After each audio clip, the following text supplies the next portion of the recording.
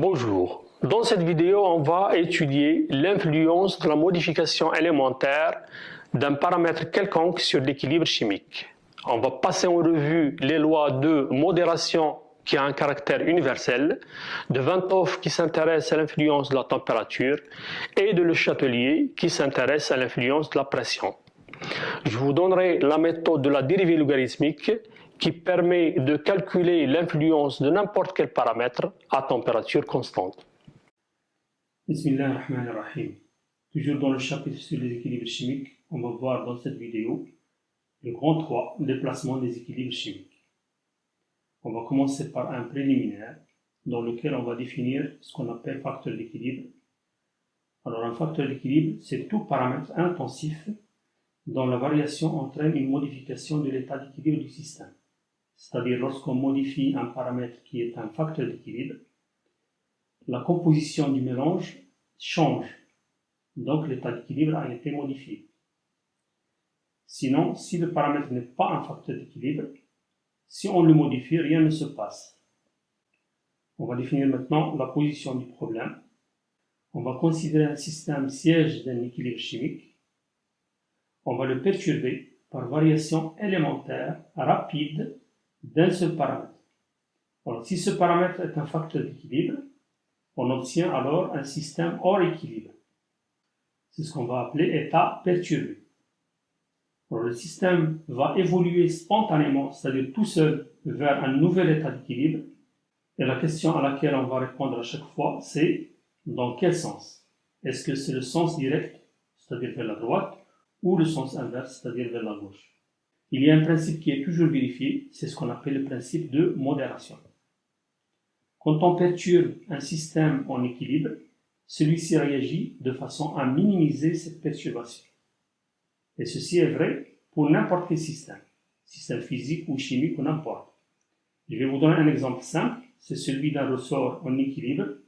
Lorsqu'on le perturbe en tirant vers la droite avec une force opérateur, il réagit en tirant vers la gauche avec la force Fr, donc il réagit en tirant vers la gauche. Et inversement, c'est-à-dire si on le pousse vers la droite avec la force opérateur, lui il va réagir en poussant vers la droite.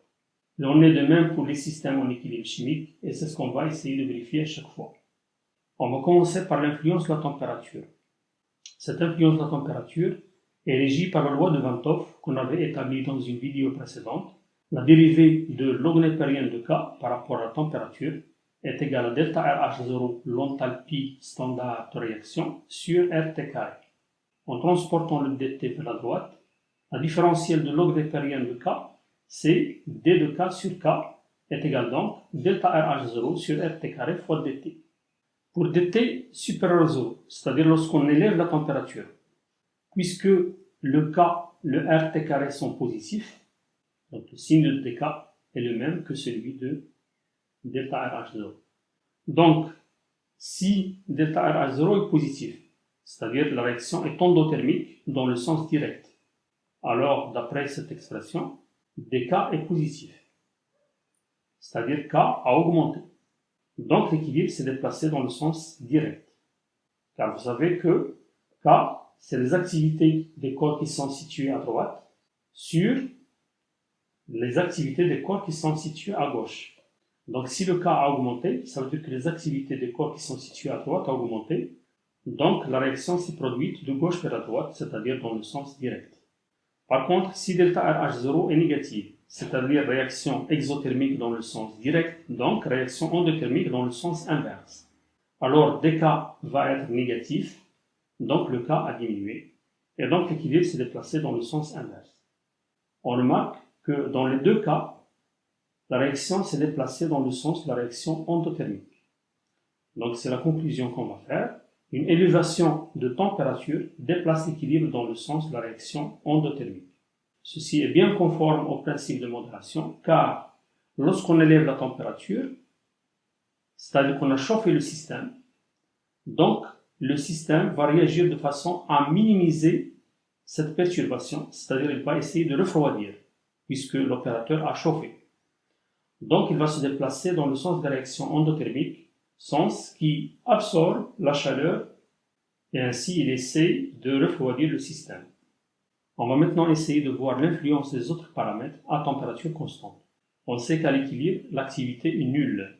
Suite à la perturbation élémentaire, l'activité a varié de dA. Il faut alors étudier le signe de dA.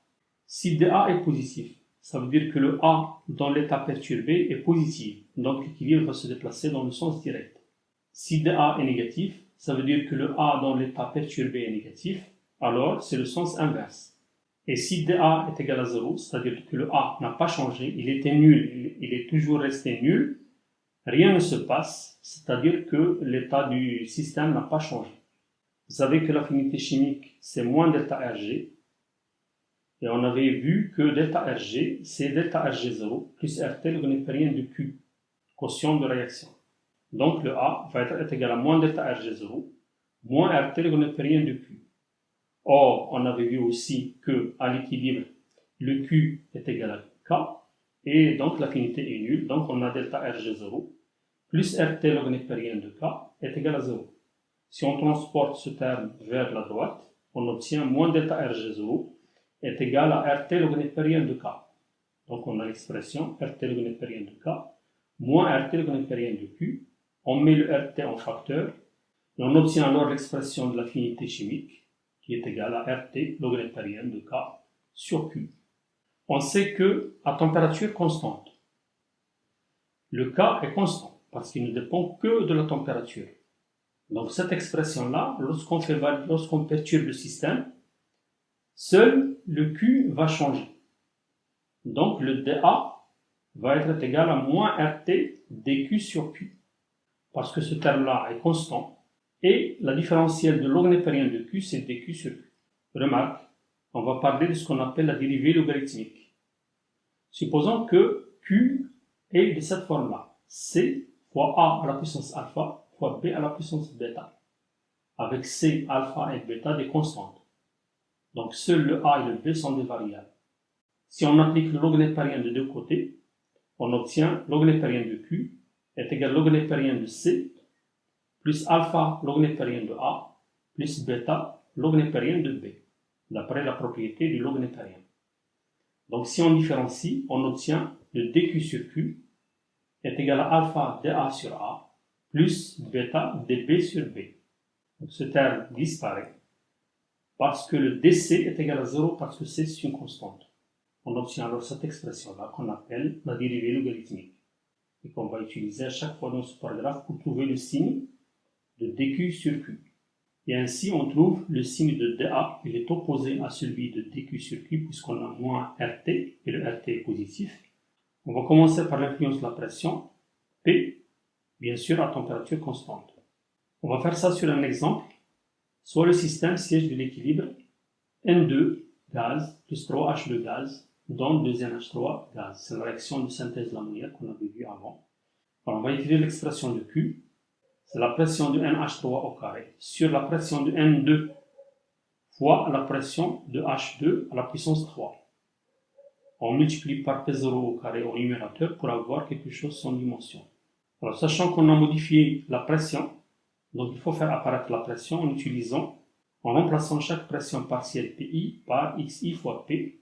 On obtient alors Q est égal à X NH3 au carré fois P0 au carré sur X NH2 fois X H2 à la puissance 3 fois P carré, puisque le P carré qui était là a été simplifié par un P carré là, et il reste alors P carré. Comme ça, on a le Q qui est toujours sans dimension, puisque les fractions molaires n'ont pas de dimension. Sachant qu'on a perturbé le système en modifiant uniquement la pression, donc dans cette expression-là, seule la pression qui est variable.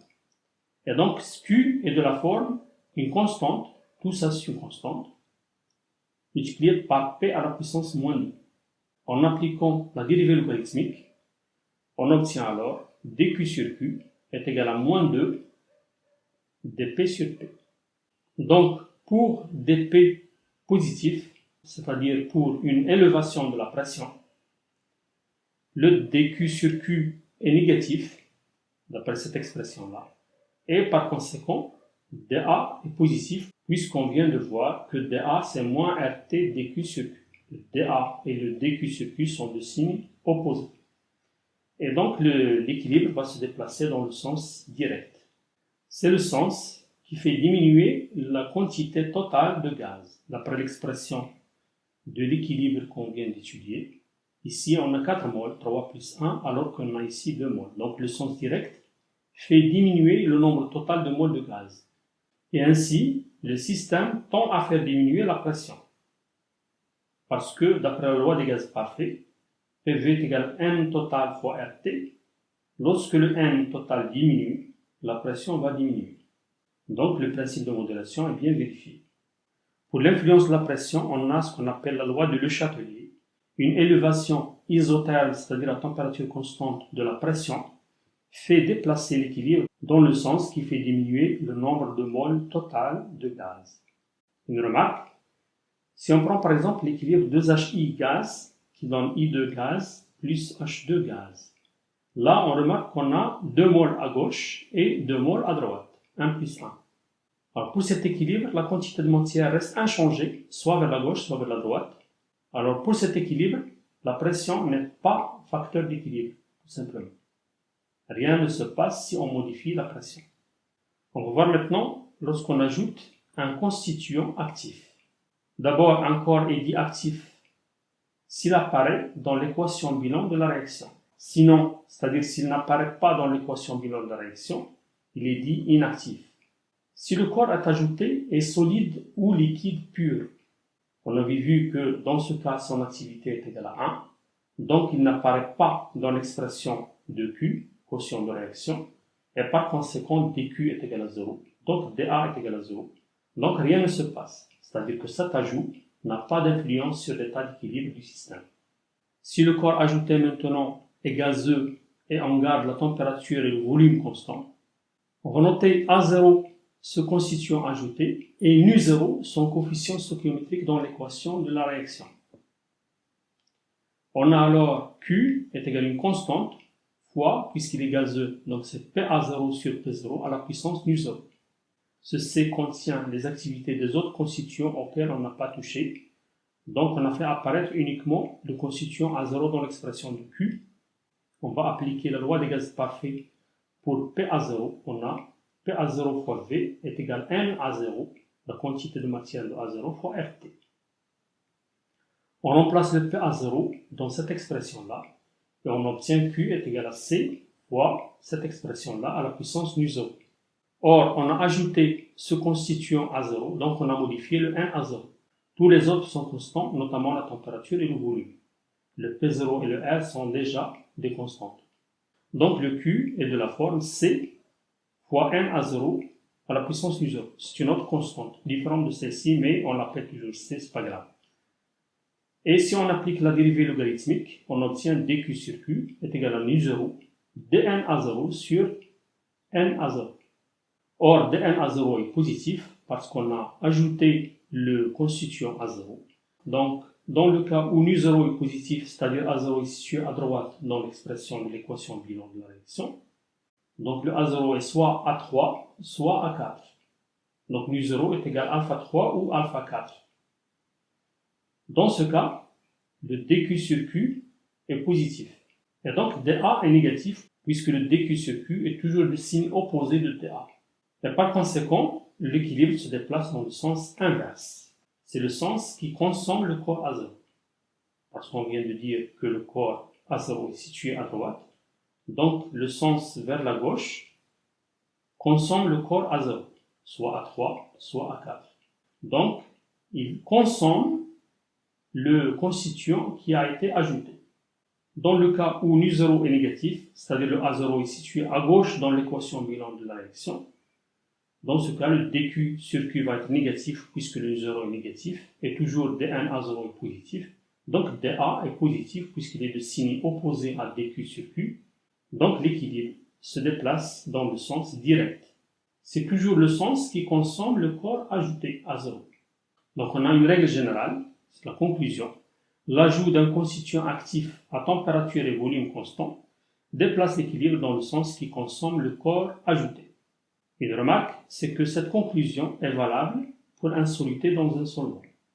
Alors, je vous donne l'exemple suivant. Soit l'équilibre en solution aqueuse, HgCl solide, qui donne Hg plus Aq plus Cl moins Aq. Si on ajoute quelques gouttes de nitrate d'argent, c'est-à-dire une solution de Hg plus NO3-, ou bien si on ajoute un peu d'acide chlorhydrique, c'est-à-dire une solution de H plus Cl-, alors dans les deux cas, on a ajouté un constituant qui est situé à droite. Donc d'après ce qu'on vient de voir, le sens qui consomme ce constituant ajouté, c'est le sens vers la gauche, c'est-à-dire le sens inverse. Donc l'équilibre se déplace dans le sens inverse. Par contre, si on ajoute des cristaux de HgCl, comme l'activité de HgCl est égale à 1, il n'apparaît pas dans l'expression de Q et par conséquent, rien ne va se passer. Par contre, si on ajoute un peu de sulfate de baryum, BaSO4, c'est-à-dire une solution qui contient les ions Ba de plus et SO4 de moins, il va se former le précipité BaCl2. Donc les ions Cl- vont être consommés et par conséquent l'équilibre va se déplacer dans le sens direct pour former les ions Cl- qui ont été consommés, d'après la loi ou le principe de modération. Pour tous les autres cas, c'est-à-dire l'ajout d'un constituant actif à température maintenant et pression constante, ou bien l'ajout d'un constituant inactif à température et pression constante, ou bien à température et volume constant, pour tous ces cas, il n'y a pas de règle générale. Donc il faut étudier le signe de dQ sur Q. En général, pour le programme de MP, on ne donne presque jamais ces cas-là. On reste dans les cas qui ont une règle générale, comme on vient de le voir, loi de Van 't Hoff, loi de Le Chatelier, et la règle générale de l'ajout d'un constituant actif à température et volume constant. Voilà, on est arrivé à la fin de cette vidéo. Si vous avez aimé son contenu, n'hésitez pas de faire un like, de vous abonner si ce n'est pas encore fait, de partager et de commenter. Merci de votre attention et à la prochaine.